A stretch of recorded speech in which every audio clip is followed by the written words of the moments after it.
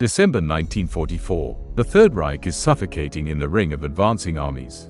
The unstoppable might of the Red Army is rolling in from the east, and the Anglo-American allies are advancing from the west. It would seem that the outcome of the war is a foregone conclusion.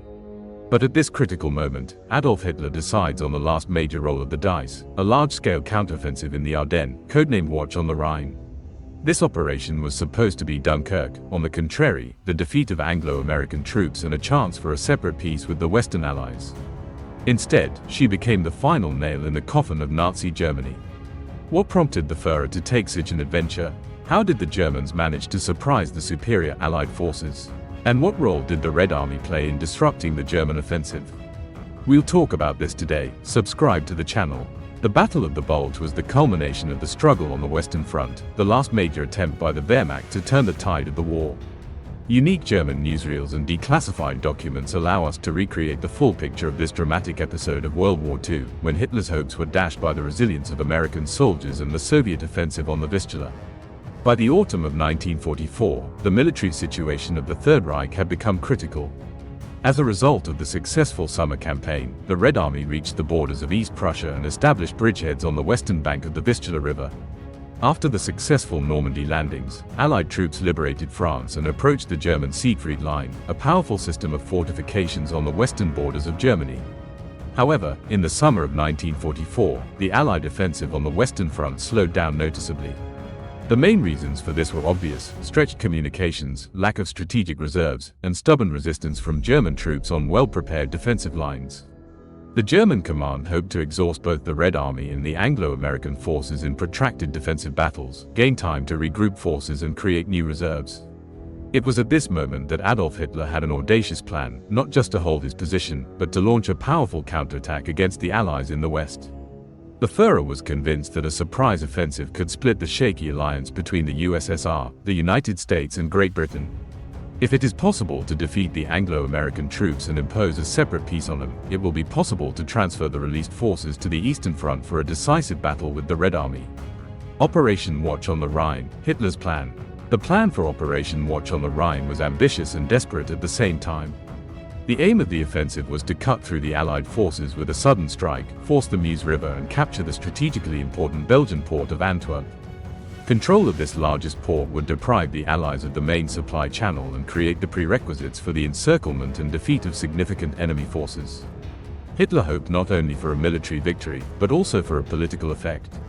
The defeat of the Anglo-American troops was supposed to demonstrate the impotence of the Western democracies in front of the German military machine and force them to separate peace negotiations. This would give the Reich the opportunity to concentrate all its forces on the Eastern Front and continue the war against the Soviet Union. The German command was preparing the offensive in the strictest secrecy.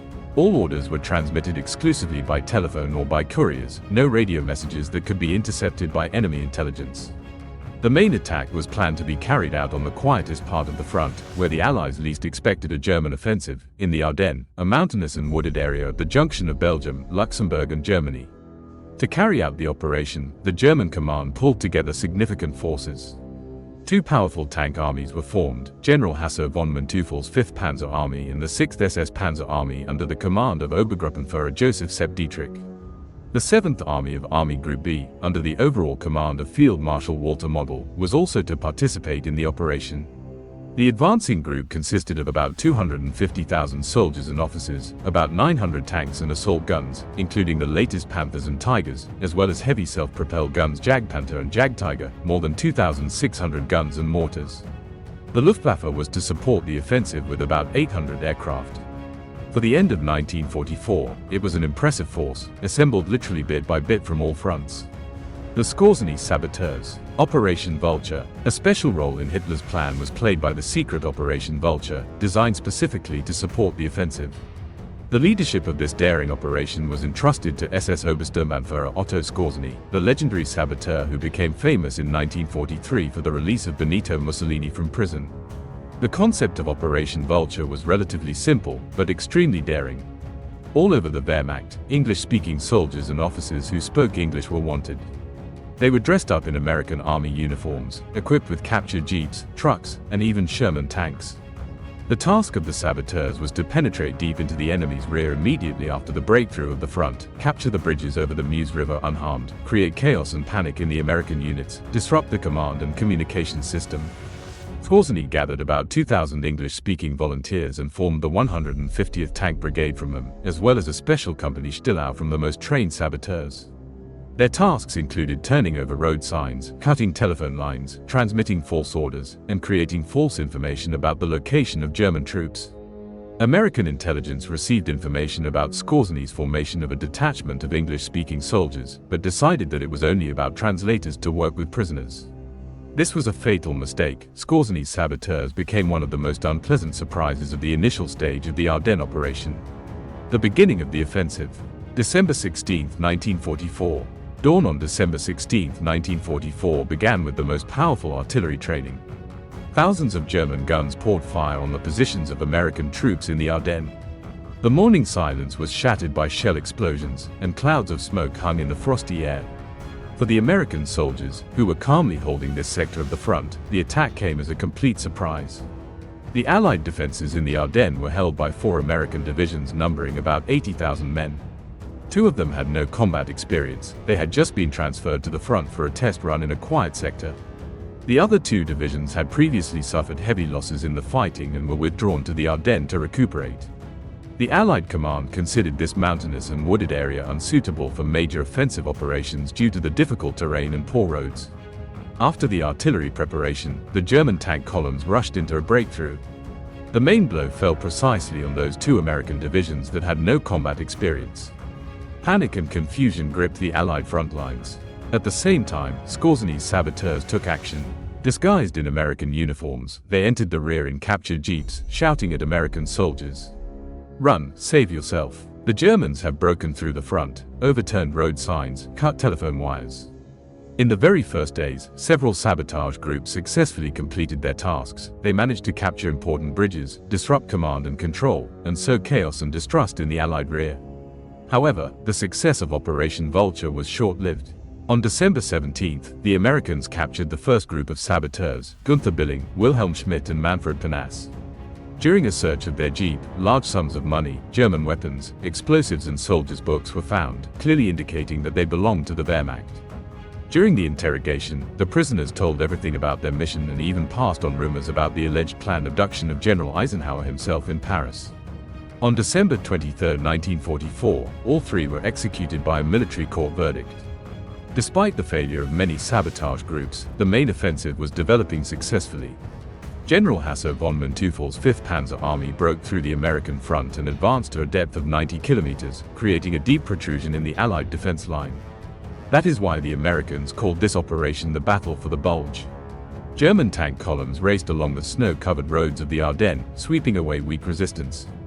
The advanced units of the Wehrmacht seized American warehouses with fuel, food and ammunition. The Germans' own reserves were extremely limited. The German attack took the Allies by surprise, and in the early days it seemed that Hitler's plan might succeed. However, very soon the German offensive began to stall.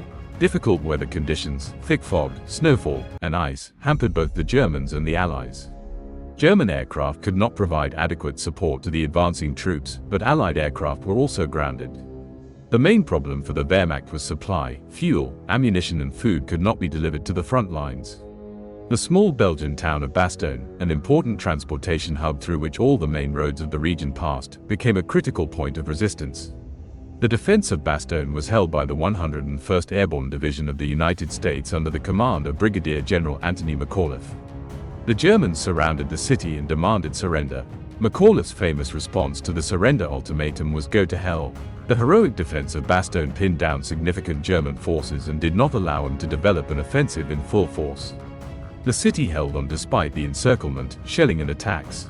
The supply of the besieged garrison was carried out by air. The defense of Bastogne became a symbol of American resistance and one of the key factors in disrupting the German offensive. Allied countermeasures. The Allied High Command quickly recovered from the initial shock. On December 19, General Dwight D. Eisenhower approved a response plan. He ordered the cessation of all offensive operations in other sectors of the front and the deployment of all reserves to the flanks of the deepening German wedge. The U.S. First Army, under the command of General Courtney Hodges, was temporarily subordinated to British Field Marshal Bernard Montgomery, who coordinated operations from the north. The main attack on the southern flank of the German salient was to be inflicted by the Third American Army of General George Patton. Patton performed a truly outstanding maneuver. In just 48 hours, he turned his army 90 degrees and launched an offensive in a northerly direction.